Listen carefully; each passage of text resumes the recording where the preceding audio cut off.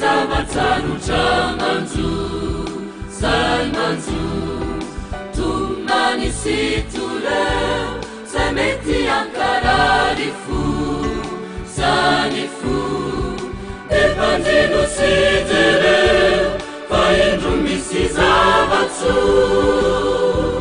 natolotry lalaio fa olana Jeso Jeso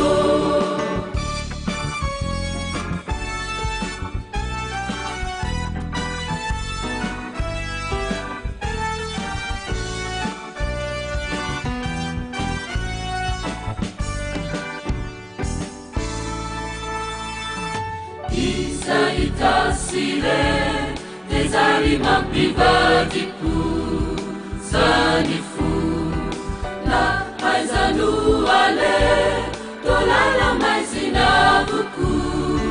avuku defizao de mijere fa indro misy zavatso natolotry lalaio fa olana Jeso Jeso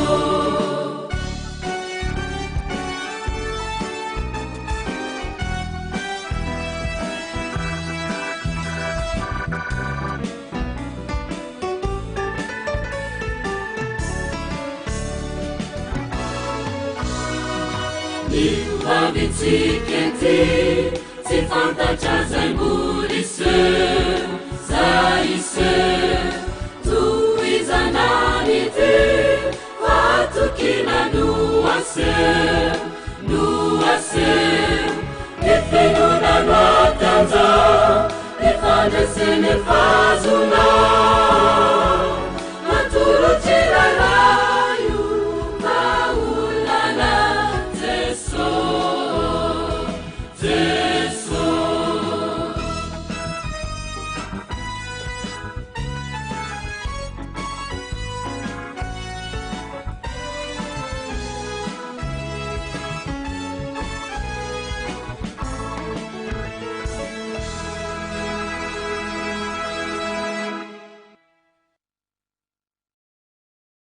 miomana miambeno miakaiky ny tompontsika fifoazam-panahy lehibe iarahanao amin'ny pastora Tovarosoa Davida Olivier ny alahady 10 jolay hatramin'ny zoma 10 jolay isan'andro amin'ny 9:00 miomana miambeno miakaiky ny tompontsika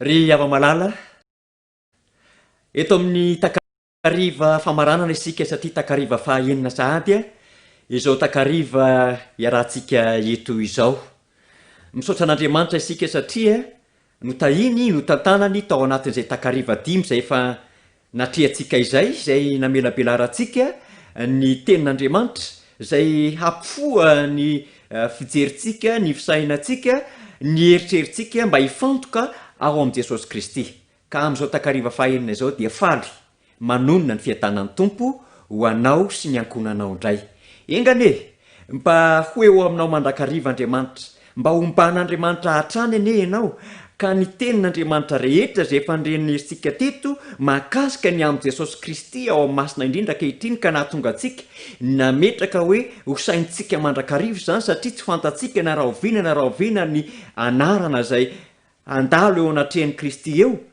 ary tao anatin'izay tsika dia hoe mila matoky an' Jesosy Kristy mila matoky azy mandrakariva eo amin'ny fiainantsika ary matoky fa izy dia vonona hanelanelana antsika atao anatin'izay koa tsika dia nahita teto hoe aoka mba hitohy hatrany dia atsika ka tsy ametraka ny fiainantsika eto amin'ity tany ity satria zava-poana ihany raha toka eo amoron'ilay mandrakizay tsika fa tsy tafiditra ao anatiny ary tao anatin'izay koa nyresantsika hoe tena ilaitsika ny mitandrina mba tsy hanome toerana ho an'ny devoly fa aoka mba ny fanahy masina no hameno ny fo sy ny saitsika ary omaly sika tia nyresaka fa Jehova no mpitantana Jehova no mpiandry Jehova no mpitandrina ka rehefa izy no miary rehefa izy no mitandrina ary izy no mitantana dia tsy maintsy voavoriny ao amin'ny fiainana mandrakizay isika satria Jesosy lay lohampiandry ary Jesosy ilay mpiandry tsara. Eto am-pamaranana ary dia resaka lohateny ray isika, dia le lohahevitra lehibe napetrakintsika tamin'ity herinandro ity dia ny hoe miomana, miambena, mbiakaiky ny tompontsika. Nahoana tsika ny tokony miomana? Dia hitantsika ireny hafatra rehetra izay efa antenenina ireny. Ka misy tenin'Andriamanitra izay ovakitsika sy hotiniantsika indray ao anatin'izay lohateny izay, kanefa alohan'izany rehetra izany andao hivavaka aloha isika. Vavaka isika ry havana. Andriamanitra ray malalo, ankehitriny izay dia hanokatra ny teninao indray, hamaky izay rehetra voalaza, hamaky izay rehetra voasoratra, mba hitarika anay hatrany aniny fananao masina io mpamakiana sy io mpandiniana ireny teninao izay ho sokafinay sy ho vakianay ireny. Dia atreo izao fotoana izao Tompo, satria amin'ny anaranao no anaovanay sy anonanay izany fangatahana izany. Amen. Eny ary ava-malala, araka ny voalaza teo dia ilaitsika zany zao ny miomana, ilaitsika ny miambona satria antongotra ny fiverenan'i Jesosy Kristy eny amin'ny raha olanitra, ary tsy vitan'izany fa tsy fantatsika koa hoe manahoana na rahoviana ny andalova ny anarantsika eo anatrehan'ny fitsarana ao an-danitra ao. Ka tsara hatrany ny milaza sy manamafy fa rehefa vita io asa fisoroana nataon'i Jesosy Kristy ao amin'io efitra masina indrindra any an-danitra io, izay hitenenany hoe vita, dia amin'izay fotoana izay dia hirotsaka eto amin'ity tany ity ny loza fito, satria hiala ny anjely tsy hiaro tsony, ary amin'izay fotoana izay dia hisavorivory tanteraka ity zao tontolo izao ity, hianjadiany loza fito ireo rehetra izay tsy mba nametraka ny fiainany sy nandray an'i Jesosy Kristy.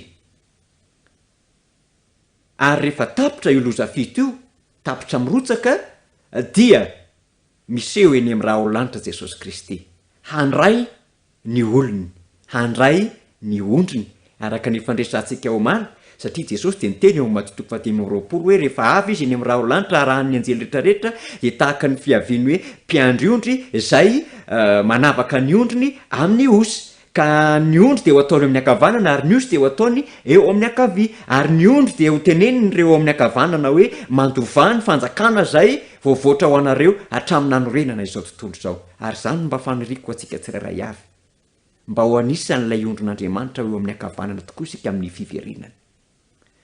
Rehefa hiakatra any an-danitra Jesosy ka nametraka hafatra tamin'ny mpianatra, dia nisy hafatra izay napetrany ary nahatonga ny mpianatra nametraka fanontaniana izany. Andao nge ovakitsika ny asan'ny apôstôly toko voalohany. Asan'ny apôstôly toko voalohany ny 3 sy 4. Zao mivaky ny teny. Sady niseho koa tamin'ny famantarana maro tao aoriana ny jaliny fa velona izy, ka niseho taminy 7 andro izy ary nilazany amin'ny fanjakan'Andriamanitra. Lazalazany amin'ny fanjakan'Andriamanitra zany Jesosy Kristy nandritra n'izay 7 andro tao aoriana ny fitsanganany tamin'ny maty izay. Dia toizantsika amin'ny 4 amin'ny asan'ny apôstôly.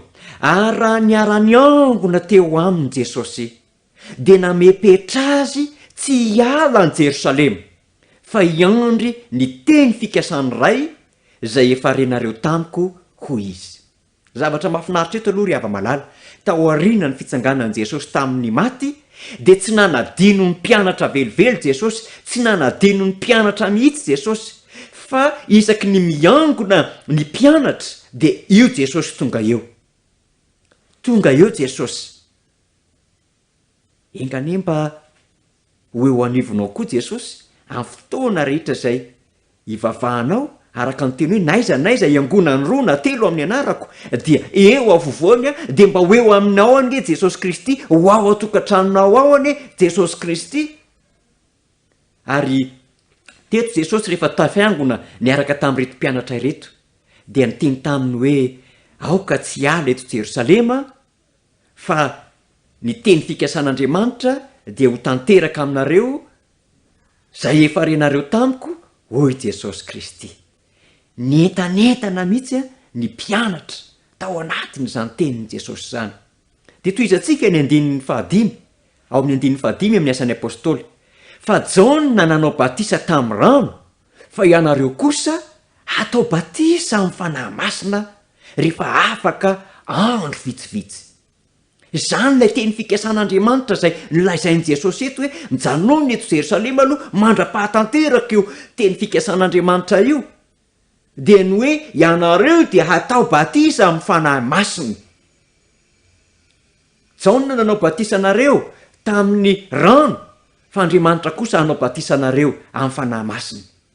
Ary eto Jesosy dia niteny hoe rehefa afaka andro vitsivitsy tamin'ireo mpianatra izany.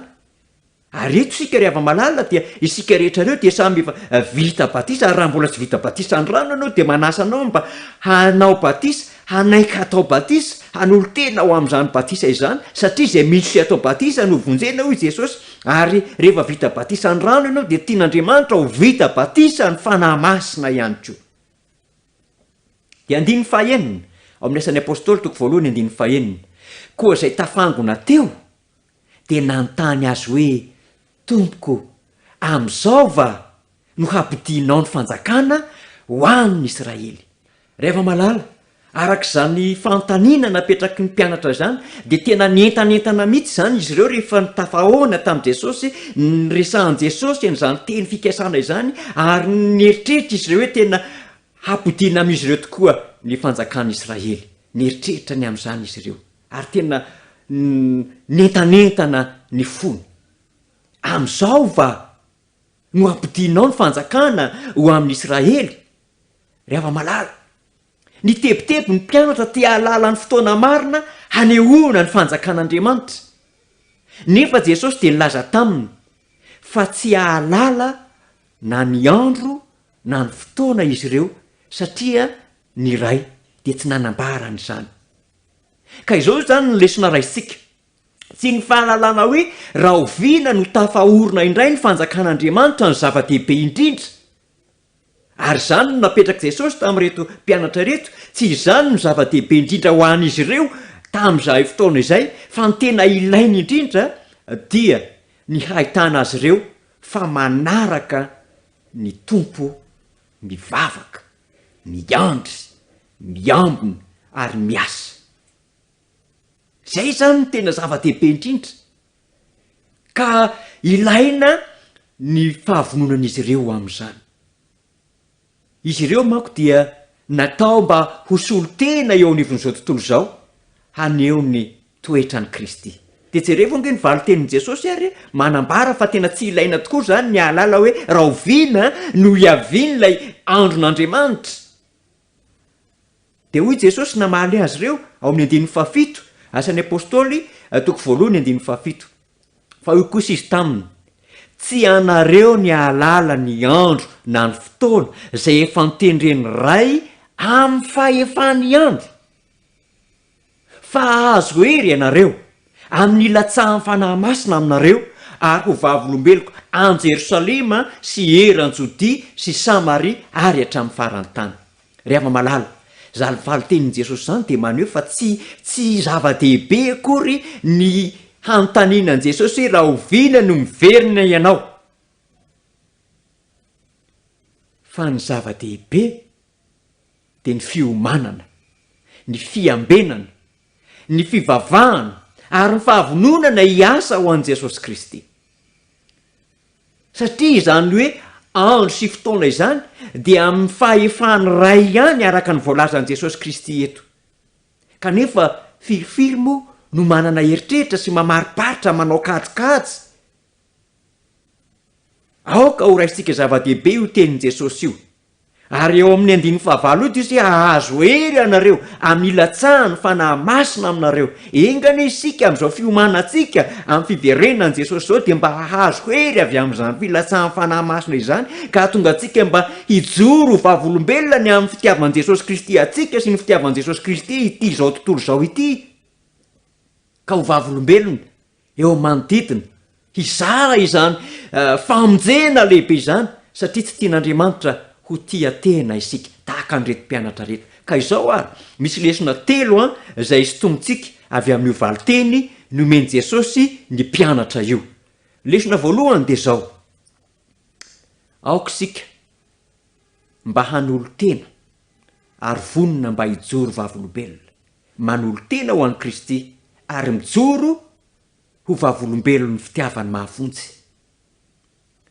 tsy tokony iaina amin'ny fiandrasana fotoana manokana isy ny fientanentanana isika fa kosa tokony ampitombo ampahindrena ny fotoana mety ankehitriny manao izay tokony atao mba hahavoavonjy ny hafa ihany koa satria tena fikasan'Andriamanitra ny androtsaka ny fanahy masina mba hahatonga anao hijoro vavolombelona ho azy mba hahatonga ny hafa izay hovonjena ihany koa ianao ry hava-malala no tian'Andriamanitra izara izany famonjena izany azon'Andriamanitra ataony tonga dia midina avy any an-danitra miteny amin'ny olona maniraka ny anjeliny fa manana tombotsoa izaho sy ianao mba hizara ny fitiavan'Andriamanitra amin'ny manodidina aza tonoina fa Satana dia vonona dia vonona hameno ny saina amin'ny foto-kevitra sy ny kajy izay hampivily ny olona amin'ny fahamarinana ankehitriny ka hahatonga azy ireo tsy homendrika ny amin'ny fanomezana ny afatry ny anjely fahatelo amin'izao tontolo izao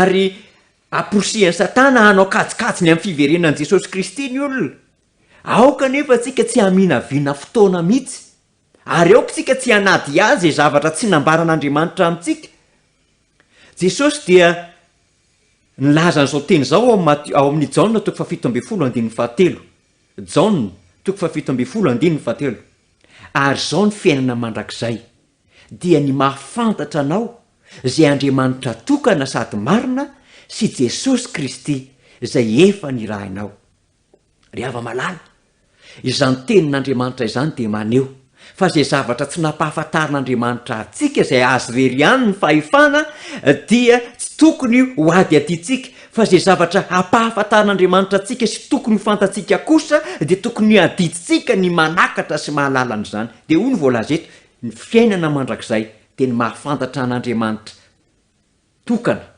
sady marina sy Jesosy Kristy izay efa nirahana ry hava-malala tsy tonga Jesosy mba hampitolagaga ny olona amin'ny fanambarana mezinezina ny amin'ny fotoana manokana isehony toe-javatra lehibe fa tonga teto an-tany Jesosy mba hampianatra sy hitady ny very tsy tonga Jesosy mba hanaitra sy hanome fahafaham-pony fahalianana satria fantany fa izany dia hampitombo fotsiny ny etaetany amin'ny zava-mahaliana sy mahagaga ny tanjon'i Jesosy dia ny hizara fahalalana izay ahazahoan'ny olona mampitombo ny hery ny ara-panahy ary ahazahoan'ny olona mandroso amin'ny alalan'ny fankatoavana sy ny tena fahamasinana izany no nataon'i Jesosy Kristy ny fahamarinana izay efa nisy tao anatin'ny soratra masina saingy maizina tamin'ny olona tamin'ny fotoanandro izay nahateto azy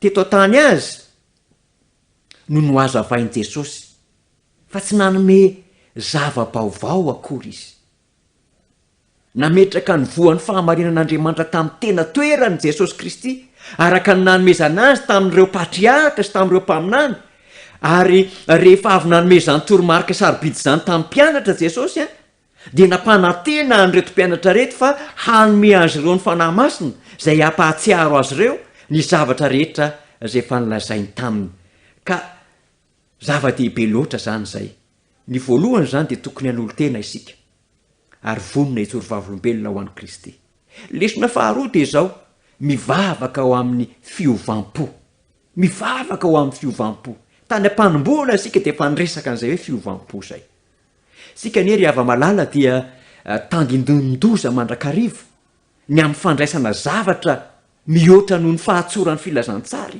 indraindray dia ohatran'ny liana zavatra vaovao zavatra hiadikevitra eo amin'ny fiainantsika eo isika indraindray resaka zavatra tsy dia manahoana loatra no hiadiana hevitra sy indraindray raha mampalahelo fa hifandrafiana mihitsy tandindomondoza mandrakarivany amin'izany zavatra izany sika misy faniriana mafy avy ao amin'ny maro ao mba hanaitra n'izao tontolo izao amin'ny zavatra tsy fahita firy izay hampiakatra ny olona amin'ny fientanentanana ara-panahy ny olona zany ny atao hoe mafana dia fientanentanana ara-panahy kanefa ry hava-malala ny tena fibebahana sy ny fiovampo dia tsy avy amin'izany fientanentanana ara-panahy izany fa izany dia ny fibebahana sy ny fiovampo dia azo amin'ny lalan'ny fikatsahana manokana an'Andriamanitra sy ny fitahiny. Mikatsaka an'Andriamanitra, mikatsaka ny fitahiny. Izany fibebahana sy iovampo zany dia amin'ny alalan'ny fitalaona ny herin'Andriamanitra, ny herin'i Jesosy Kristy, avy amin'izany no azahoana an'izany. Izany fibebahana sy iovampo zany dia azo amin'ny fivavahana mikafanam-po mba handraisana ny fahasoavany. Fa tsy amin'ny fientanentanam-po. Ary araka ny lazaina teo ny olona ankehitriny dia mitady zavatra mampientanentana. Zava-baovao avy eo amin'ny soratra masina ao hampientanentana.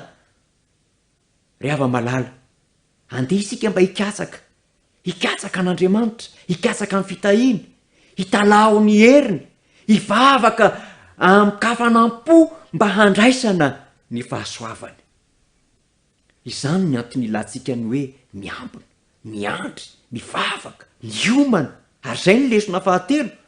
Ny andro sy fotoana dia napetrak'Andriamanitra amin'ny heriny irery ihany. Ary nahoana moa Andriamanitra no tsy nanome antsika le fotoana hoe amin'izao Jesosy no miverina?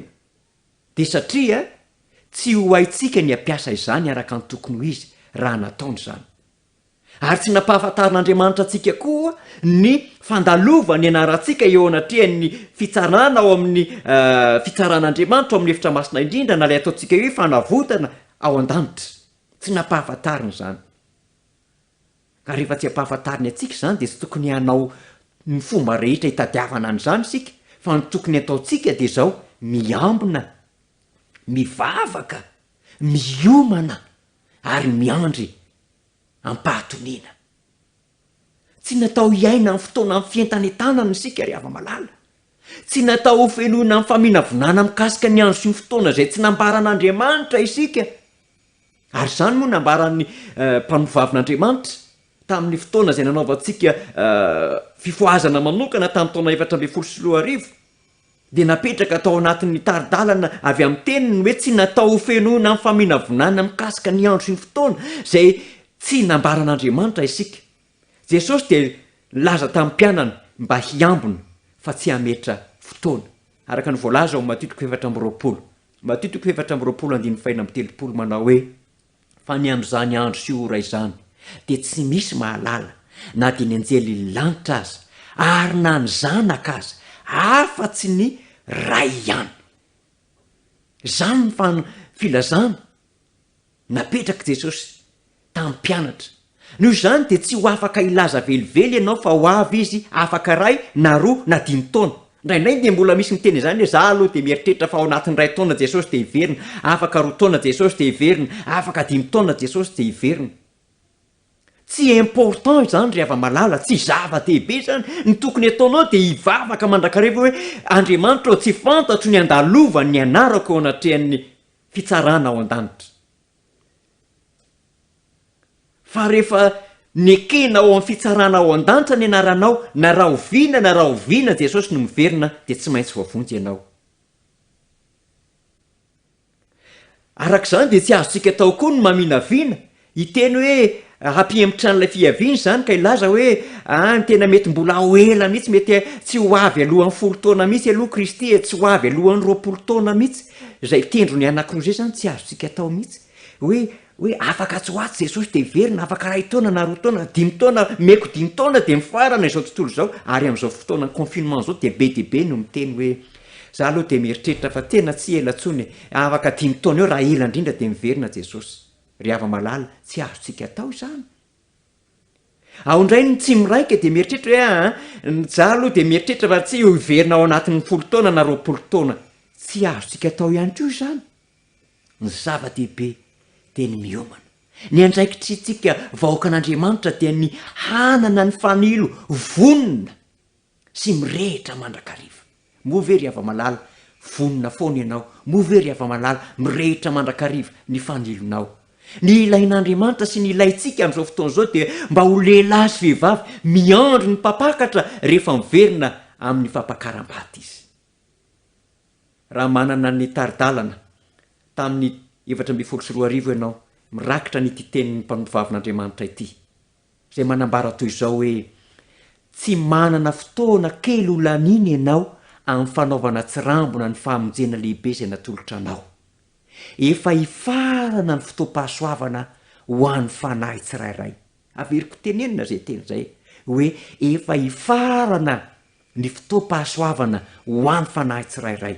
Isan'andro dia ho voaisy tombo-kase ny anjarany tsirairay.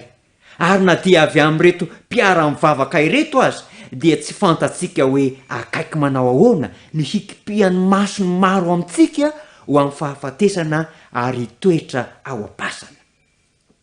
Tsy tokony ho heverintsika anio fa mandalo aingana ny fiainantsika ka tsy ho azo antoka ny amintsika na dia fotoana kely kory aza. Tokony ho heverintsika anio izy fa mandalo aingana ny fiainantsika ka tsy ho azo antoka ny amintsika na dia fotoana kely aza raha tsy voafina miaraka amin'ny Kristy ao amin'Andriamanitra ny fiainantsika. Ry malala, tany am-panombohana antsika dia miresaka hoe efa 700 taona Jesosy ny tao amin'ny hevitra masina indrindra io. Dia eto ny mpanompon'Andriamanitra dia manoratra hoe efa hifarana ny fotoam-pahasoavana ao amin'ny fanahy tsirairay. Isan'andro dia misy asiana tombo-kase hatrany ny anarana zay mandalo eo zany dia asiana tombo-kase rehefa ikainy Jesosy. Ary na dia avy amin'ny mpiara-mivavaka aza hoe Ellen White eto dia tsy fantatsika hoe akaiky manao ahoana ny kipiny masony maro amintsika ho amin'ny fahafatesana ary toetra ho am-pasana ka tokony ho heverintsika anio izy fa mandalo aingana ny fiainantsika ka tsy ho azo antoka ny amintsika na dia fotoana kely aza raha tsy voafina miaraka amin'ny Kristy ao amin'Andriamanitra ny fiainantsika. Ry malala, ny faniriako dia izao, mba ho voafina ao amin'ny Kristy ny fiainantsika. Ny ahatonga an'izay fiafenana ao amin'ny Kristy izay dia amin'ny alalan'ny fiakentsika ny fahotantsika, amin'ny alalan'ny fandraisantsika an Jesosy Kristy, ary amin'ny alalan'ny vavaka ataotsika, ary izany no fiambenana ilaitsika amin'izao, izany no fiomanana ataotsika amin'izao. Izao no voalaza ao amin'ny Hébreux 2:1-7. Hébreux 2:1-7. Ary amin'izany dia tokony ho tandremantsika mafimafy kokoa zay efa rentsika fandrao indaosina hiala aminy isika. Izao vanim-potoana izao no tena tokony hiazonantsika zay zavatra efa rentsika, ka aokontsika tsy hiala amin'izay efa rentsika. 2 amin'io Hébreux ihany, fa raha mafy ny teny zay nampilazaina ny anjely ka samy voavaly marina avokoa ny fahadsoana rehetra mba amin'ny fahotana, ataotsika ahoana no fandositra raha tsy mitandrina izao famonjena lehibe izao isika ry havana. Dia ilay nampilazaina ny tompo tamin'ny voalohany ary no hamafisiny izay nandre tamintsika kosa. Hébreux 2:1-7. Ry malala, aokontsika mba hitandrina ny famonjena lehibe izay atolotra antsika. Efa nomena antsika izany, aoka ho azontsika ampinoana hatramin'ny farany. Ary tiako ny mamaky an'ity andalateny ty farany amintsika amin'izao takariva izao. Mbola avy ao anatin'ny taridalana nyraisintsika tamin'ny fifoazana tamin'ny 724 ihany izy ity, dia ao amin'ny pejy faraparany dia milaza izy hoe anio ianao dia tokony hanolotra ny tenanao amin'Andriamanitra mba hanamboarany anao amin'ny fanaka ho tonga fanaka ho memboninaitra ary ho mendrika amin'ny asany. Anio dia tokony hanolo-tena ho an'Andriamanitra ianao mba ho foanana ny mahay anao, foanana ny fitsiriritana, foanana ny fialonana, foanana ny fironana ho amin'ny ratsy, foanana ny fifandirana, ny zavatra rehetra izay manala baraka an'Andriamanitra. Anio ianao dia tokony hanadio ny fanakao mba ho vonona ho amin'ny famelombelomana avy any an-danitra, vonona ho amin'ny firotsahany ranonorana farany mba havonona anao ho any an-danitra. Rehefa vonona ianao handray ny ranonorana farany dia vonona ianao ho any an-danitra. Ka ankehitriny ary dia tian'Andriamanitra izany isika mba handray izany fanahy masina izany, mba ho vonona isika, ka izao ny fanolorantsika tena. Tsy fantatsika na oviana ny andalovan'ny anarany eo amin'ny fitsarana. Tsy ho fantatsika na oviana ny iverenan'i Jesosy Kristy. Ny zavatra azo hitan'ny masontsika sy reny sofintsika dia izao hoe ireo famantarana maro samihafa ny amin'izany dia efa miseho sy mitranga avokoa. ary samy resy lahatra isika fa ho avy tsy hoela izy. Ka moa ve ianao vonona? Moa ve ianao efa tena niomana fatratra? Moa ve ianao tena efa mitalao fatratra ny amin'izay hoe irotsaha ny fanahy izay mba ahatonga anao ho vonona ihany koa? Rehefa malala, nandritra n'izay herinandro izay isika, dia nijery ireo lohateny tsirairay avy izay manamafy ny amin'ny tokony hiomanantsika, ny amin'ny tokony hivavahantsika fatratra, ny amin'ny tokony hiambenantsika, satria raha vao tsy manao izantsika dia tsy azo antoka ny amintsika. Engany mba hitahiry antsika amin'ny fahasoavan'i Jesosy Kristy, ka naraoviana isika no handalo eo anatrehany, ary naraoviana isika nilay hiandrasana ny amin'ny fahatongavana, io fotoana fahatongavana io naraoviana dia mba ho vonona mandrakariva isika, ka ho fifaliana lehibe ho antsika izay fotoana izay, ka hitentsika hoe indro Jesosy Kristy, indro Andriamanitra izay efa nandrasana hatry ny ela, vonona hitsenanao izahay Tompo. Andriamanitra ne hitantsika tsirairay avy, ka izy no hameno izay tsy feno rehetra tao anatin'izay dinidinika nataontsika izay, ary izy no hiazona antsika hatramin'ny farany, mba ho tafita hatramin'ny farany isika tsirairay avy. Dia isika hiaraka hivavaka hamarana izao fotoana izao. Andriamanitra rainay izay any an-danitro, ito mpamaranana ity fotoana ity izahay ankehitriny, dia tsy hainay ny ity hisaotra anao noho ny amin'ireo teninao maro samihafa izay menao anay nandritra ny enina takariva. Eny ray malalo, amin'izao fotoana izao tokoa dia efa mamaraparana ny amin'ny fotoana izay anaovanao mifanelanelana ao an-danitra Jesosy Kristy, lay Tompo, lay mpanavotra, lay mpamonjy anay. Ary rehefa vita sy efa n'izany dia ho avy izy eny amin'ny rahaolanitra mba handray anay. Tompo malalo, kely ny herinay, ary tsy efa ny tenanay samirery ny manomana ny fiainanay ho amin'izany, ka izany no angatanay aminao mba handrotsahanao ny fanahy masina, ka tahaka ny nanambaranao tamin'ny mpianatra, hanomezanao azy ireo ny fanahy masina hahavonina azy ireo, dia izany koa Andriamanitro no irinay ankehitriny, mba harotsahy aminay ny fanahy masina, mba hahatonga anay ho vonina, mba hanolo-tena ho anao, ho vonina hijoro vavolombelona ny fitiavanao mba havonjy, ary ho vonina ny amin'ny fiavinao eny amin'ny rahaolanitra.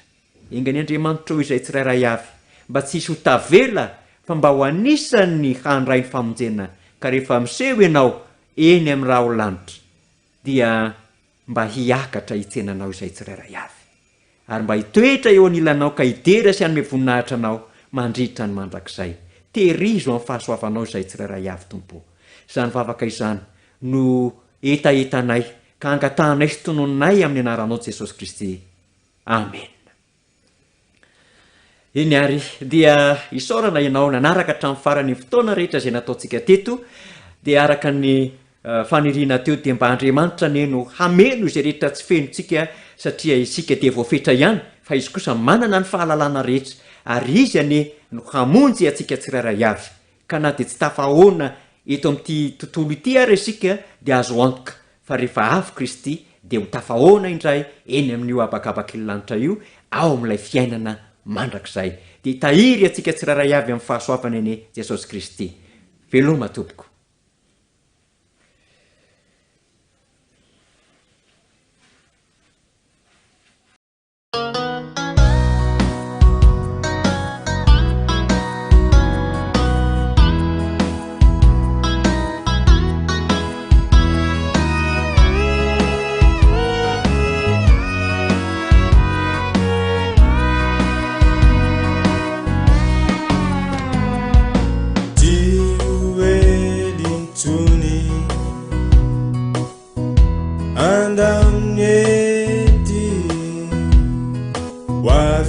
Jesu andaya zigiza tetika tuku ileze malaelu mijaly misento tsy mitomany za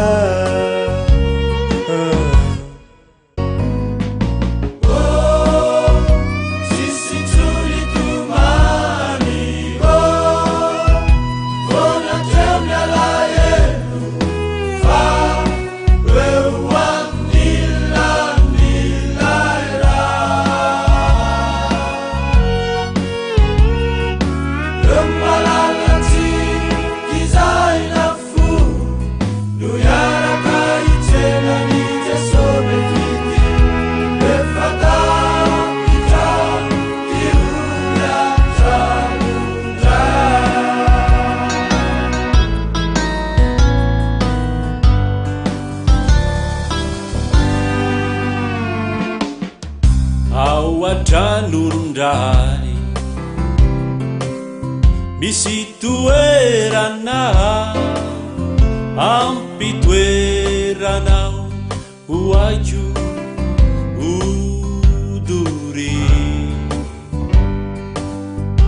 hoavelao ao ity eny iaraka aminao uninao wandapanao rideso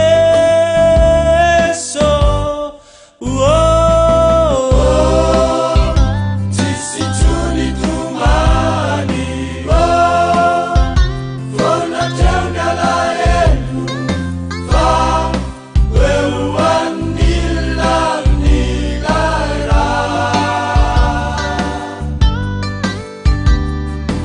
gemalalati kizainafu nuyarakaitena nijesobe fiti efadapija tiuja tanunja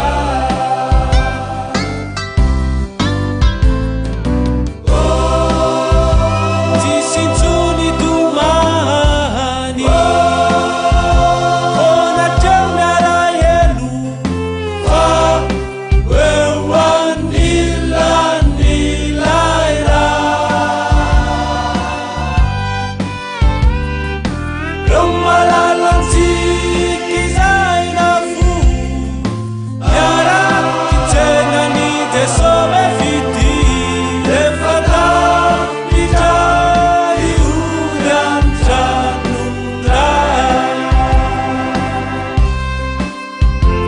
efata bijai uyan tanunda